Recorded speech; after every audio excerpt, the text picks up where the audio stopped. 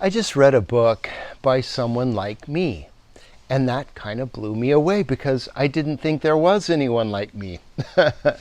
Well, of course, there are people like me, but there aren't very many people. I don't just bump into people every day walking down the street who devoted their life to becoming a pastor or being committed to a religious group and then walk away from it all. And this person had a very similar path. He actually sort of blows me away in terms of his success within his denomination, which, by the way, was another conservative evangelical group, not unlike my own, Southern Baptist.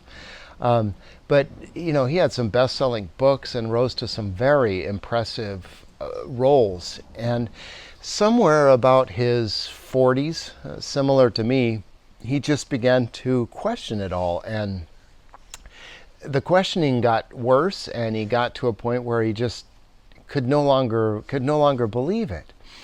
And like people who were part of my world are like, well, what went wrong? I mean, like, which belief doesn't work anymore? Don't you believe in the Bible anymore? Do you believe in the resurrection? Do you believe that there was a literal Jesus? And there's all these detailed questions, but it's really more fundamental than that. And that was one of the things that I resonated with maybe more than anything else as I read this man's book is it really boils down to epistemology. That's the fancy word, which just means how do you know what you know? As a person raised in a religious tradition, the answer to that is you don't. Who do you think you are to know what is real and what is not? I mean, this is not a human thing. This is a God thing. You should turn to God for that. And for God, we have the Bible, God's Word. And so how do I know what I know? Well, the Bible tells me so. And the Bible, because it's God's Word, is inerrant, without flaw. And okay, so we both grew up sort of believing that and devoted our lives to that. But when it stopped adding up, when we started having questions, and then those questions got deeper, there were just things that like undercut the whole fundamental assumption that the way we know what we know is through this book. Of course, the claim is that book was not just a human book. It is God's Word. It was written by inspired people and et cetera, et cetera. But it just doesn't add up. And if you really look at the Bible objectively, it just doesn't add up. And if you believe that it does add up, nothing I can say will convince you otherwise. Because if it's the foundation of your life, believe me, I understand, you're not going to let go of that easily.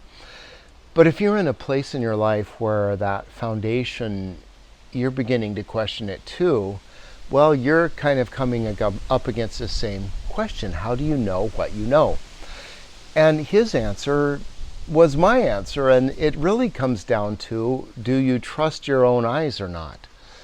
Can I believe what I believe because I see it? One way I sometimes have said this is, my shift was been from where I used to say I walk by faith, not by sight. In other words, that I trust my beliefs that I have from the Bible, not what I see with my eyes, to where now I would flip that around and say, I walk by sight, not by faith. In other words, I trust what I see with my eyes. I trust my own perception, not what some book says. Because you have to ask the question, where did the book come from? And the answer is, whether your beliefs come from your family or from the Bible or whatever, it's just another person. It's just another person.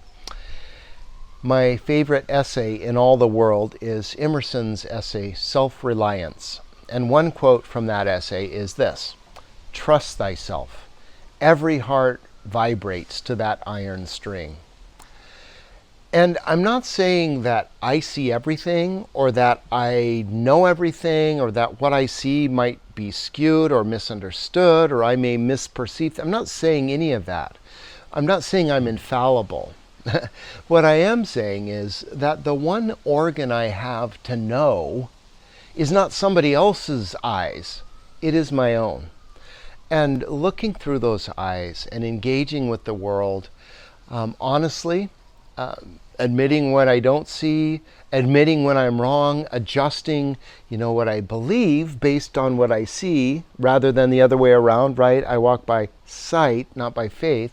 The other way, you would say, well, I don't trust my lying eyes. I believe what I believe because of my, my faith, my structure of belief. When you make that shift,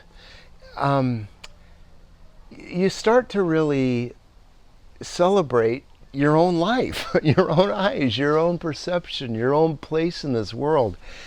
And it raises a really then awkward, difficult question of, well, what do I see and how shall I live and how do I find meaning and what's the purpose of life and how do I belong in this world? See, those are all the questions that were answered by faith, by various belief systems. And the transition that this man came through is very much like my own, which is, I'm not going to offload that. I'm not going to put that on someone else, whether it's some historical person or tradition or whatever. I'm going to own that. I'm going to choose to answer those questions by how I live. That's what facing up is. I think, as I've been putting this together and am getting ready to share it more broadly with people, it may come across as, well, you should believe what I believe. And that's not what this is. It's what I really hope that people will take away as they begin to understand this framework is that it's on you.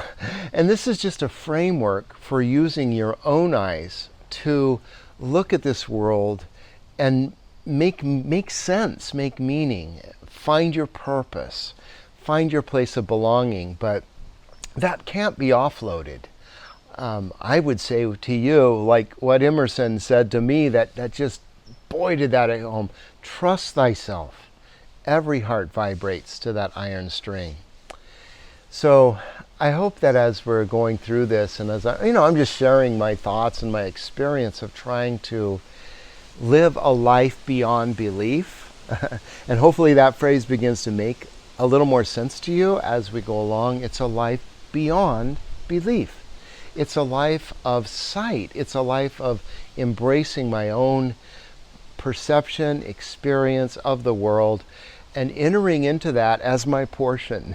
Instead of saying, like I'm just going to follow somebody else's template for what it means to be Maury.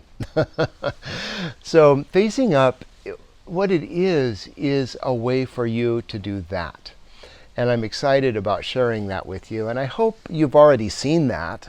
I hope you haven't felt as you've watched these like, this is creepy. That guy's like, he wants me to join a cult or something like that. Well, I don't want you to join a cult. I want you to believe yourself. I want you to find the really liberating, empowering, joyful, worshipful even, just experience of leaning in to your own perception and answering the question, how do I know what I know? I take what I see as what I know.